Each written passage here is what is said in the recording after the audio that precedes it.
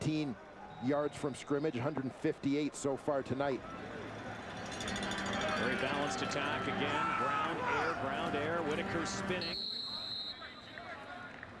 Tackle made by Ejiro Kawali, who's sporting a playing cast this week. Got hurt last week in Edmonton. Kawali filling in for Jason Pottinger, who's gone for the season at middle linebacker. Anthony Cannon also is out for the Argos this week. Darrell Mapp is into the lineup, and Kevin Iben getting his old position back, which he lost to Anthony Cannon. 2nd down and 7. A little check down from Calvillo.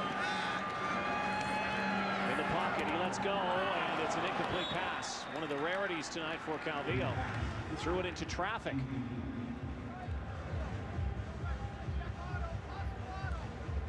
Intended for S.J. Green.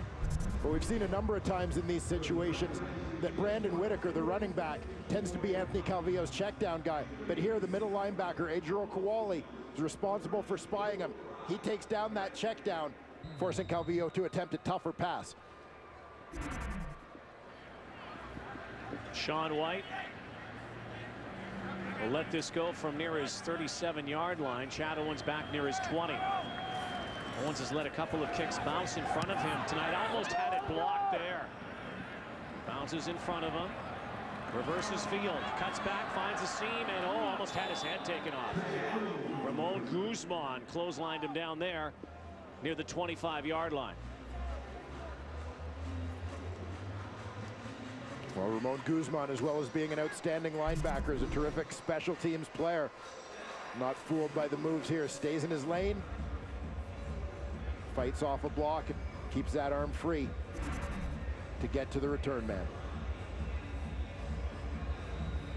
Cleo Lemon put up some impressive numbers in the first half. Not so much so far. Third quarter, 0 for 4 passing from Lemon.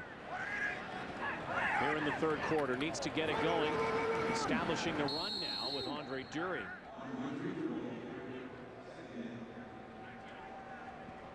Another passing down for Cleo Lemon. 14 of 20 in the first half. Dwayne, 163 yards. Struggling, still looking for his first second half completion. Again, the 8th ranked, last ranked offense in the air in the CFL. Really been the story for the Argos the last couple of seasons. They tried to struggle to find some rhythm offensively.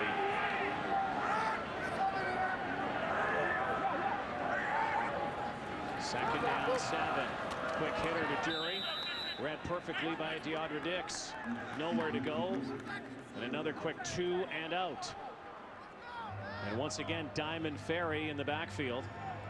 Getting into it with the Argos. And you can't help wondering if the Toronto Argonauts aren't missing this guy a little bit. Corey Boyd, their most outstanding player a year ago. The man around whom their offensive game plan was centered week after week. Boyd out with MCL injury, knee injury. Has been practicing this week. No timeline on when he might come back. Here's a great kick from Grant Shaw, his best. Maypray at his 30. And finally, dropped right there near the 35-yard line. A 53-yard kick, a 6-yard return from Tim Maypray.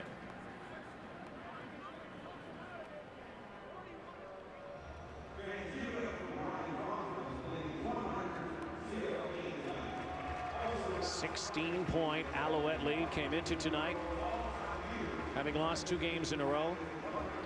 Opening the season with 3 straight wins. It's been some time since they've lost 3 games in a row. Since Anthony Calvillo arrived, the last time they lost 3 in a row with AC at the helm was September 06. Looking good here tonight to end that streak. Here's the rush again.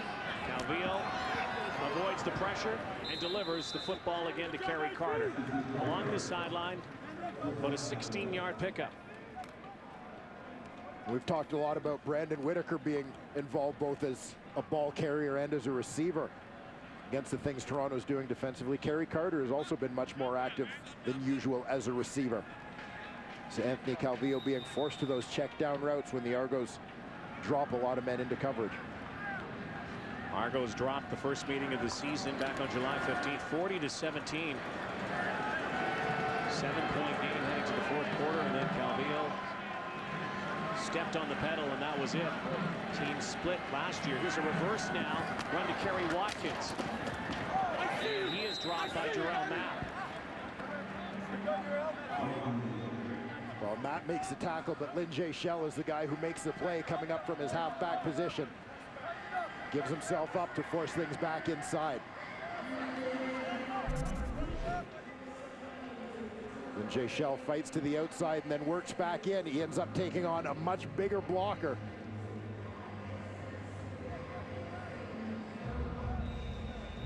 Fights through the fullback, Kerry Carter, on that play. But by getting upfield, getting that outside in leverage, he slows down Watkins and allows help to come. Buckles up that chin strap again. Another helmet pops off here early in the season. That's been one of the subtexts. Nice pass again, a little dump pass. It's Carter. Carter plowing his way along the sideline. Hit heavily by Willie Pyle out of bounds, but another first down here. Anthony Calvillo using practically everybody here tonight. Well, Kerry Carter shows some nifty moves after the catch here. This is a guy who's been cast as a fullback in the CFL, but during his time at Stanford was a feature back. Even in the NFL with Seattle was used as a kick returner and primarily as a tailback. Mentioned Kerry Carter from the Mississauga Warriors program of the Ontario Varsity League at a Henry Carr High School in Toronto. Couple of homegrown Torontonians, Darren Diedrich and Carter. A nice one coming here tonight. Another pass complete. Brian Bratton looks like he has a first down. They might measure this. Looks like this spot might be just a little bit shy of a first down. Near the 36-yard line.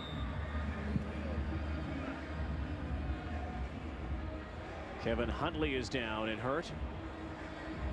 Kevin Ivan talking with him, and training staff now coming out to attend to the gigantic Kevin Huntley. And this would be a huge loss for the Toronto Argonauts. A healthy Kevin Huntley is one of the most dominant defensive linemen in the Canadian Football League. 2 sacks on the season, had 9 sacks last year and 9 sacks the year before. Washington, D.C. native out of Kansas State. And going to work on that lower right leg.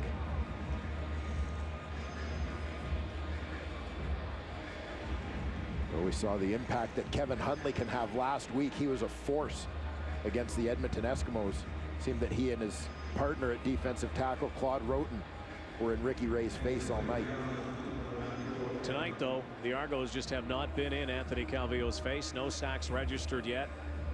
Thing about Calvillo, when you try to hurry him, he's so adept at finding somebody, his secondary or tertiary target.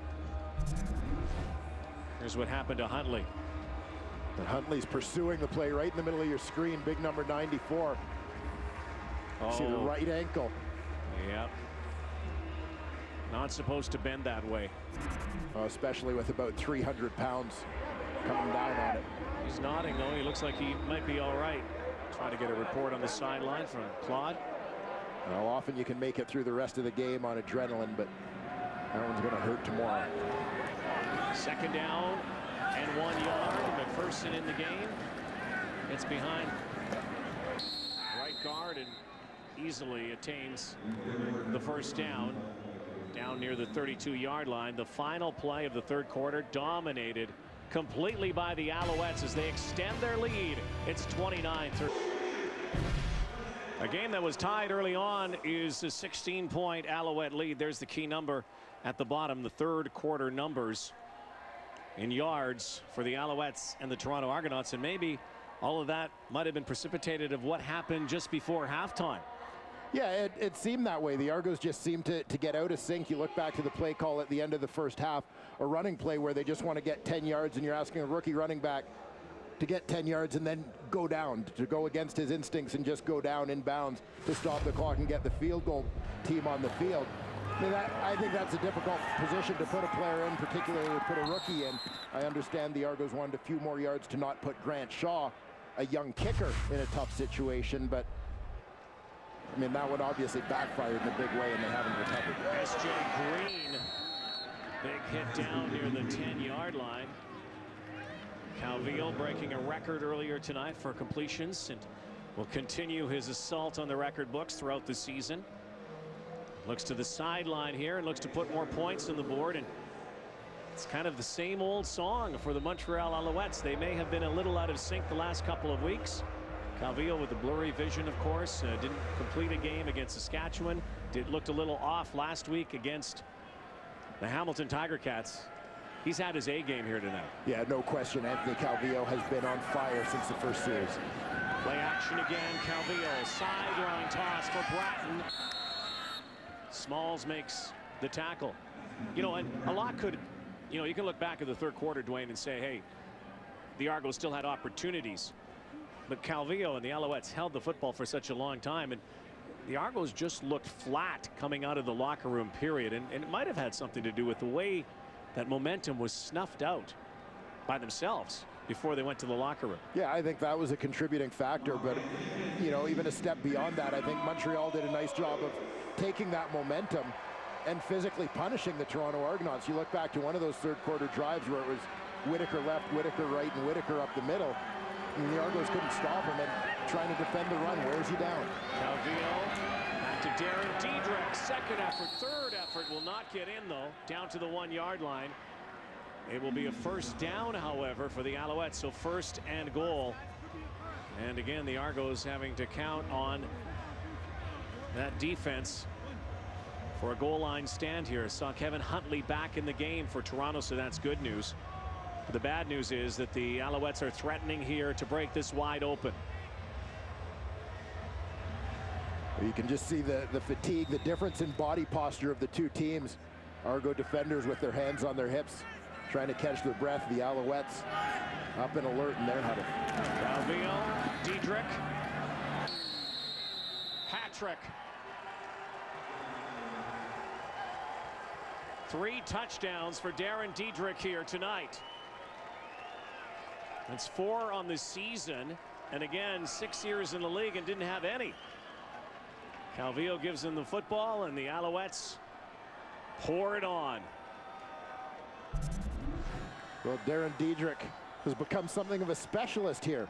Short yardage specialist for the Montreal Alouettes. 3 touchdowns tonight, all from close range. Pretty good role to have on this team. You know you're going to get some opportunities. They do have a lot of plays in the red zone. Diedrich, 5 carries only for 12 yards, but very effective. The hat trick, 3 touchdowns for the hometown games in a row, and we'll need a huge comeback here now in this fourth quarter. Chad Owens on the fly, steps out of bounds. Eric Deslauriers and Ricky Foley. His body language kind of said it all, Dwayne. Yeah, number 95 on the Argos defensive line stands up, knocked down on the play, and this reaction speaks volumes. Sort of says everything about the mood over on that Argos sideline right now. Feeling exhausted and beaten a little bit. Very similar to the game in Montreal, where the Argos stayed close, and then the Alouettes just seized their opportunities. Doing it again tonight. Cleo Lemon, pass thrown behind Jermaine Copeland. In tight coverage again, Dwight Anderson down there. And you see the difference between this stage and earlier in the game, when Cleo Lemon was very sharp. Everything appeared to be working well for the Toronto Argonauts offense through most of the first 2 quarters of this football game.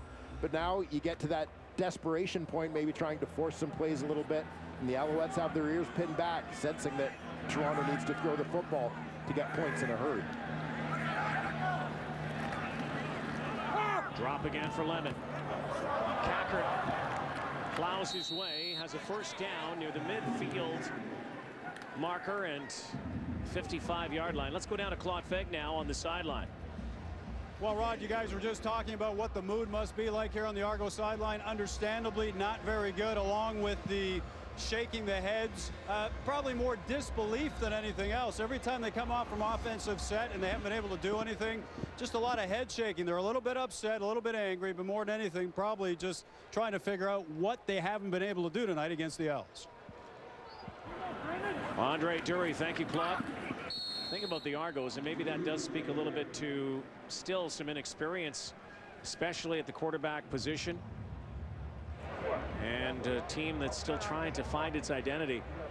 You know, they've been in a lot of ball games early on. They've been notorious quick starters this season. In fact, they've been in a tie or the lead after the first quarter in 4 of the first 5 games, and even had the lead into the second quarter, or had a tie into the second quarter tonight. They've just been bad finishers. Play action. Chad Owens hangs on down the sideline. How do you counteract that? What do you got to do? Well, a lot of that comes from experience, and it sounds like such a cliche to say learning how to win, but the fact is, winning and losing, they are learned habits. And I mean, you've got to find ways. You get a couple of breaks and pull out a couple games, you start getting some confidence, you start believing, and those plays towards the end of games where maybe you make mistakes because you get tight become a little bit easier to make, and I think that's the difference between the Argos right now and where they were last year. Jim Barker's look just now also spoke volumes. Lemon going deep now to the goal line, and unable to run under it is Spencer Watt. Was the only touchdown for the Argos tonight.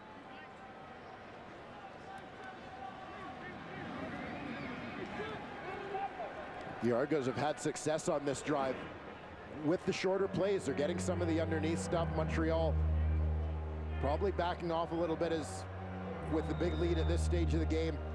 They don't want to give up anything big. They know they don't want to give up yards in chunks at this point. They'll give up some stuff underneath. The Argos need to take what they're given rather than trying to force that deep ball.